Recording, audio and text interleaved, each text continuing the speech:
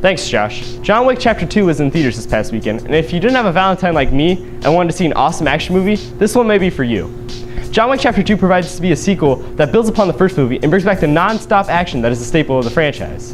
Directed by Chad Stahelski and written by Derek Kolstad, John Wick Chapter 2 brings back the same cast and crew as the original and welcomes some new additions in Common, Ruby Rose, and Lawrence Fishburne. This time Wick has to travel all the way to Rome as someone from his past forces him to take someone else out before Wick can go back into retirement. This movie splits its location time out quite fairly between Rome and New York City, and it really works out as you get to see what the assassin world looks like in another country.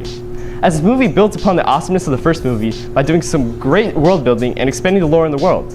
John Wick, which is again played wonderfully by Keanu Reeves, is back, and this time his motives for coming back aren't as clear as the first one, but man does he have a vengeance.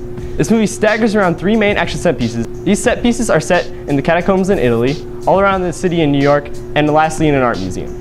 This time the violence is no holds barred, and even more brutal than the first one, and of course there's an awesome pencil scene that I'm not going to spoil for you guys. This go around in John Wick, they really tapped into the dark humor of this movie. During action scenes, I found myself laughing at times because of how funny the situations Wick was in. Another thing I applaud the director Chad Stahelski for doing is not using the stereotypical shaky cam and quick cuts that we see in most action movies today.